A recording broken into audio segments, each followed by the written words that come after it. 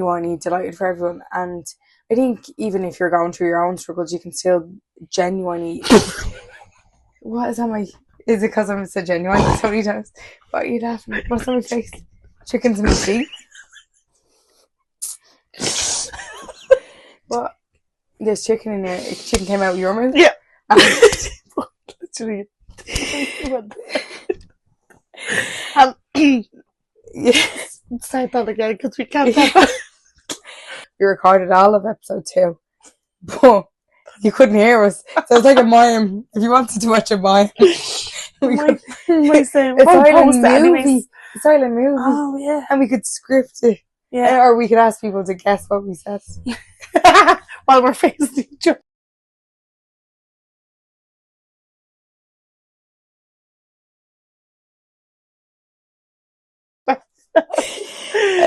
So this is episode 2, take 2. and the episode is called I am a mother. Yeah, so as I was saying the last time, you didn't know, but I did say last time. So the audience is a little bit shy at the moment, which is fine. You can grow with us. Because we have the kids. But people messaged in about that, and I thought it was like, I am a mother. And so am I. Yeah, she's a mother, so like, I'm definitely not an expert mother. Just let me stabilise us on. I don't think anybody is, to be fair. So yeah, but we're on the same boat, just trying to survive. So I suppose, like, there's some people ask questions, but and we'll get to them. But I think that we'll probably just speak about our experience of it. Yeah, and like, I think as well, like, when like most of my friends are mothers, I was kind of the last mother to the group because I started at 35. Yeah, but I think that oh my god, what was that? This is what happens when you become a mother. This is one of the first things, one of the first side effects of becoming a mother. But I think that it's, oh my god, you have to take over. You're longer in the motherhood than I am. I am, yeah. And I always remember, like, the change. Like, that was one of the questions, actually, like, what, like, change. And I think a lot of things does, like, a number prepares you for that change. It's like a massive shift, you know, and even if you have support and, you know, things like that, it really is an adjustment in life. Like you as a person change. Yeah. And I think, like, even we were saying that like, I wouldn't have been an overly emotional person. Yeah. But like, from the minute I became pregnant, like, I was crying at the Olympics. I think I cried at Frosty's ad last year. Like, I couldn't anything with a child and anything with, like, I literally cried me way through my pregnancy. And like, not that when my pregnancy was traumatic or anything like that, I just was very emotional. Yeah. And then I still haven't got my emotions back together. You probably won't for a while, but even at that, it's like, sometimes it's fine. Sometimes I like look at him and just cry, and not because there's something wrong. I still do that, and I'm just 10 and 7. And I'm like, look. Don't tell me that. I didn't want it to go up for that long. I was hoping the next year or two I'd self-regulate a little bit more. I set my 10-year-old when we lapsed the other night, and I literally was like trying to hold him, and he was like spillage over here and spillage over here, and I was like, and I just can't hold him like that. Well, I haven't been able to for a long time, but it's just like, you're all so small in the arms, and then like. Well, my mental isn't so small in my arms. No, well, that's what I mean. That's how quick it happens, though. Like, it's, I know. You only get that little, like. And do you know what? A memory came up on my phone, and like, I don't know anyone who is a mother or who like is an auntie or an uncle, whatever. And when babies are just born, I love this when they do that with their hands and they just like look at their hands. And he was just looking at his hands, and I was just like, now he uses his hands to terrorise my life. He tries to pull out my teeth, wrap them around my hair. Like, it doesn't stop there. But it's just like each stage in an element gets easier, but in an element gets harder. Do you know, it's like there's different things, and each thing brings different. Yeah, like, your first 3 months is the tired, the fatigue, but you're in a little bubble. Yeah, but also the awareness. Like, everything has changed. And like I had a dog, so so I didn't know how much it would change for having adjusted to a dog. So and like my dog was like my daughter, like so, but it definitely changes so much. Like it's like I never suffered with anxiety, and I wouldn't say I suffer with anxiety now, but it's like I have a level of anxiety each day, and I was only saying to Tanya that I think it is actually something innately in you as a mother, and I think it's to help your child be safely navigated through life until their gut instinct kicks in. It's a form of protection. It's your gut instinct that makes them. So like when you know something's wrong, you're like, there's something wrong, because you know your child, and it's like that is always in the back of my mind. And even when like you never sleep, like even when you go to sleep, I don't think I've slept like as in deep sleep. Yeah, like I always listen out for them. Like, and I'm thinking that maybe that's the stage I'm at. Yeah, like I'm hoping when he's 7 I'll go to sleep, but like right now I haven't went to sleep. You can probably tell there's extra concealer under my eyeballs. But like it's the best. Like I think it's just such a lovely time in life. Like as in, well, I mean, if you want kids as well, like exactly, it's an adjustment, but like. It's the most amazing gift ever. It's so lovely. And like the thing is, like I suppose I'd be conscious as someone, like I struggled with fertility as well. So I think that's something that I think just to be mindful of, for people to be mindful of, I think empathetic when someone else is going through. And I think that's why I was a bit conscious of when this episode was called I Am Mother, because some people would love to be mother. Yeah. And like I know that I was never against adoption, and I'm not saying that it won't happen for me. I think I probably will go, even though I've naturally conceived and had my own baby, I think I would go ahead and adopt. Yeah, you've always said that. But I think that some people it's hard to, and I think the only reason why adoption would be a little bit easier for me is maybe because the sector I work in, and I can see children that aren't related to me that I genuinely love. Yeah. And I'm like, I could definitely love someone like my own. Yeah. And so I think that's where it might be a little bit easier for me, because I know I can love children that aren't related to me. Whereas, and I would say as soon as I adopted them being mine. But I know some people may struggle with that as well. Do you know what I mean? But like I think that it's like, I think some women defy themselves once they become a mother. They think that that's whereas a woman is also more all the other things. Oh yeah, like sisters are important, mothers are important, daughters are important, friends are important. Like so, like you're not defined by whether you're a mother or not. I think that's what happens. I think like when I'm not saying for everybody, but like even for me, I know my social life completely changed. You know what I mean? Like Johnna would have been in work at nights. It was just me and Blake. You know, just me and him on our own. Like and. Well, for the first couple of years, we were living in my parents' house, but so it was just, it was an adjustment, like to say the least. So I think it's only now that they're 10 and 7. Only now I'm putting myself like a bit more first. And it's so easy to get lost in it, like 100%. Like leggings and t-shirts all the way. You know, like I'm still in that era. But now, like I'm like no. The jeans are back on, everything, going to gym, walks, whatever, not meditation, maybe. Yoga and probably a bit of mindfulness, maybe that's the, but. It is, like, I think that'd be my advice is always do something for yourself. Yeah, but I think it's important, small. Like, I found that I lost myself to find myself again. I know that sounds very dramatic, but, like, I feel like I kind of went, not to a low as in, like, with my baby, but I feel like I went for a low with me, but I nearly needed it to happen to come back up. So it's a process though. It's a process, and it's not to be hard on yourself either. I think don't be like, oh, I'm not doing well-being, I'm not doing journaling, I'm not like, that's fine. If you're like, survival mode is also a really important time of motherhood. And like, I suppose, like, I think it might be a little bit different in people's or typical context, because obviously me and Albert's dad are like now separate. Not well, we were engaged to be married, but we're Yeah. separated now. So, and like the thing is, I'll never speak ill of him. Like I'm very grateful for he came into my life, because I would never have my beautiful son that I Yeah. have. And like I do think that we will, like, obviously when a relationship ends, there is that little bit, Yeah. and it takes little dust to settle. But I do think that we can achieve to be good co-parents for Yeah. Albert, and I think that fundamentally the most important thing is a happy home. If I could have given my son anything in life, would have been a home with his mom and dad in it. But ultimately, what was best for him wasn't that. Yeah. And it's not nothing against his dad. It just and I happens. think Some it just people, came to yeah. a head after the baby came, sort of thing. Yeah.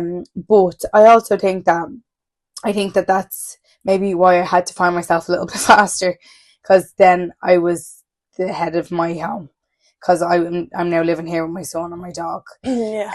That I think that it kind of sucked It's all me on out, you, kind because of. like after I had a weird pregnancy, in the sense I didn't have a bump.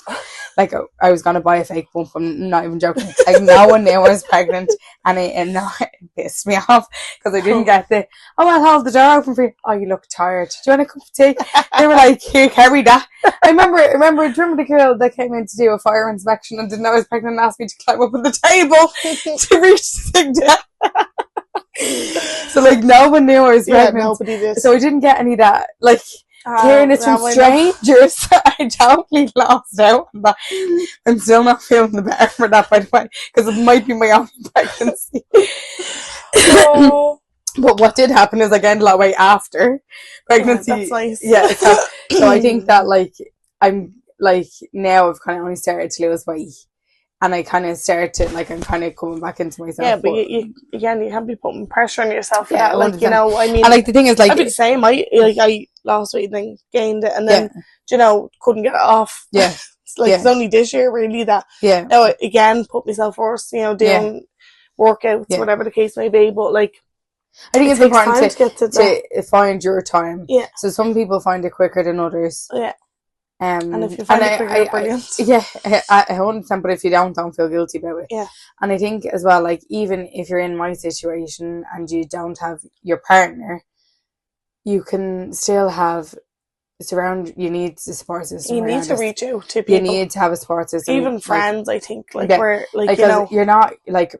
We are lucky we have our parents that are very, even like in-laws or my in-laws. Like like his parents are great. Like and it's very hands-on. Like and we have a great set of friends in our group and like even if it's someone coming down to let you make a cup of tea and have a hot cup of tea. Yeah. Like that can make a difference in life. Yeah. Or even that you can have a shower and not have to listen out for your baby for 10 minutes because you know someone else. For any mothers that are on their own or not, maybe because maybe their other half is working, and I just say reach out to always take the help 100%. It takes a village. That's the best bit of advice I actually took. I think it was you or Katie that said to me at the start. I would have say, take the help. She probably did as well, to be fair. And like the thing is, you don't get any prizes for the struggle, and I think like when I think back, and I even think of my own mum, I wouldn't like to think that she struggled because of me, and she definitely did. I wouldn't like to think she did. Like I would like to think that there was someone there to support her. Yeah. Through me, for me, and for my brothers as well. So will we see what other questions came in to kind of. Sorry, 1 second. So self-care was actually one of them. What kind of support system do you have in place? I think anyone that you trust. So I wouldn't be handing my child to, although my child would go to Jack the Ripper, because he got if I'm walking around a shopping centre, he'll go to someone that he'd be trying to reach out to a person beside me in the shop that I don't know. Yeah. And we don't know them. Stranger danger. Like he'll be in the back of the white van with the sweets being like, bye mum, and I'm my son would, so I'd say, but you need to go to have people around you that you trust, Yeah. And that's what's And they care important. for you And as well. and That's how care, you know, yeah, I think. Like, yeah, you and know. care for your child. But you'll, mother's instinct, you'll 100%, always you'll know know, who's, yeah, 100%, yeah.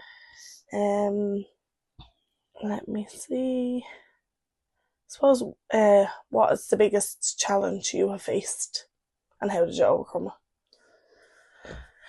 Have you faced any Two, I challenges? think one was the transition of becoming like I think you don't even appreciate that when you go to sleep for your mum, you can go to sleep.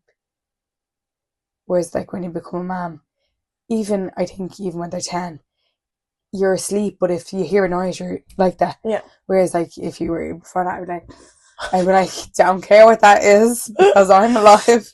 And so that was a challenge to have a higher level of selflessness. And I wouldn't think I would have been a selfish person before I had my baby. But I think like a baby consumes a lot, but it's the best thing in the world.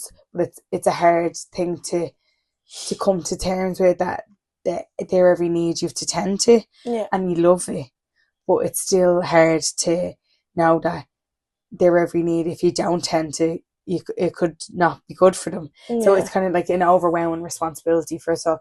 And then my second challenge was obviously when his dad moved out. And like, again, not anything against his dad, but it was challenging because like he wasn't even 7 months. It was a big adjustment. There was a lot of, and I think that like so early postpartum, I wouldn't, it wasn't for the week. I wouldn't wish it on anyone.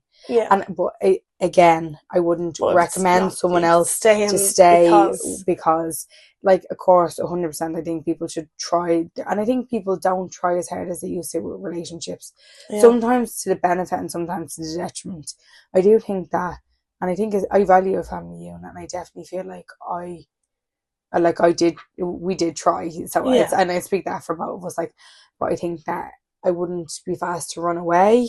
And I think that that's an important thing that I would even say myself, and that's me as a single parent, I would say, to try to navigate through it.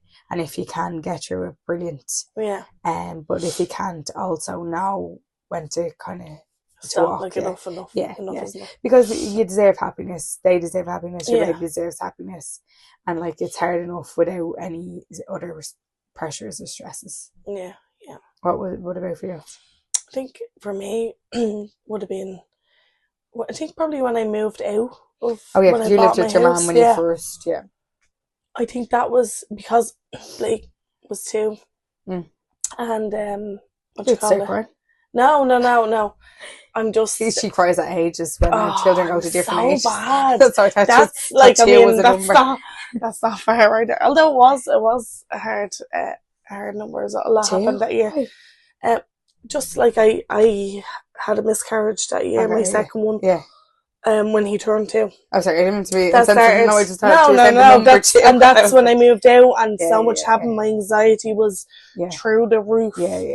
So there was a lot. There was a lot that went on that year, and all lovely things as well. But just so much, I got so overwhelmed. I was on my own. I was working in the pub. You were quite young. Like, I was 27. Like, just gone 27. Just gone 28.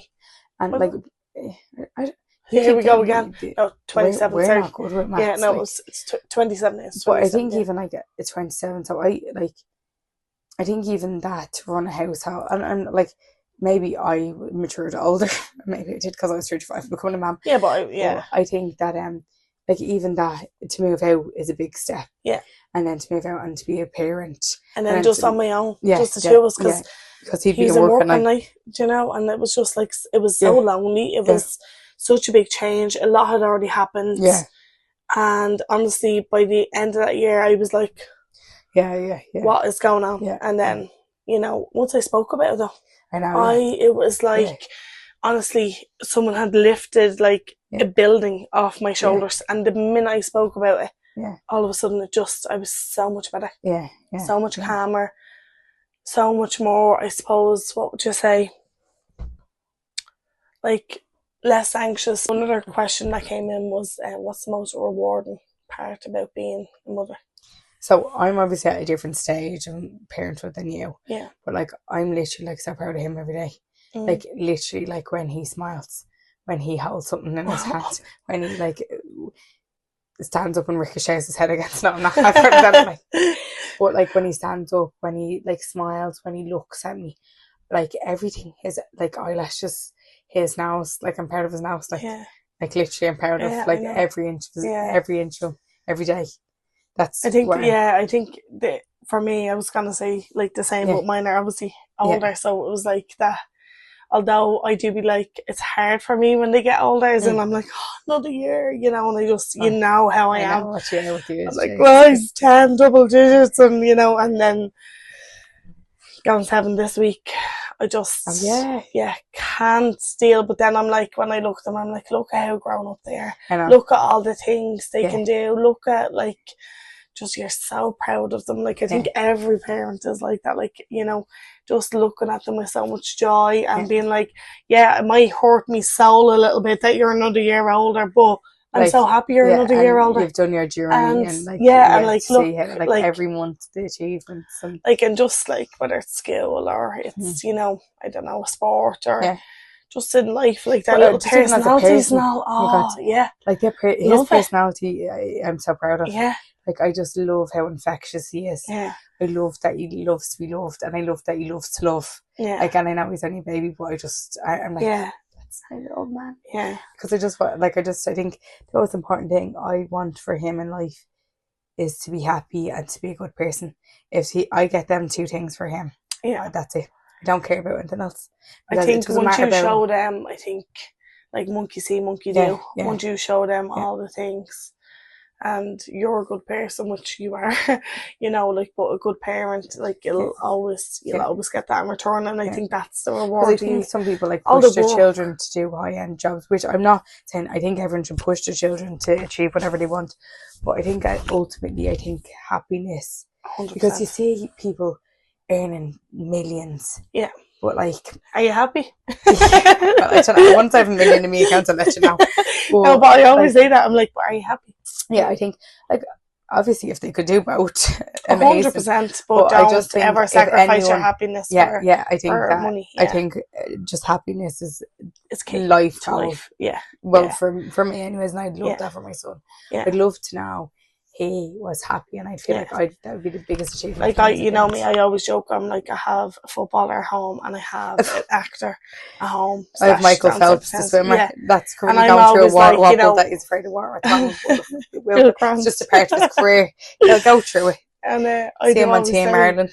I do always say, that's me footballer. That's me actor, you know, or whatever. I'm like, he's like gonna make me rich, you know. And momager, or manager, whatever you want to say.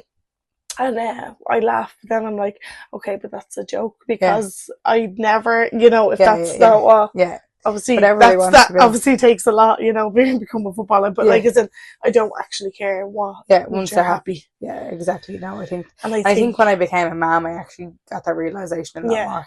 That like, once he's happy, that's all I care about.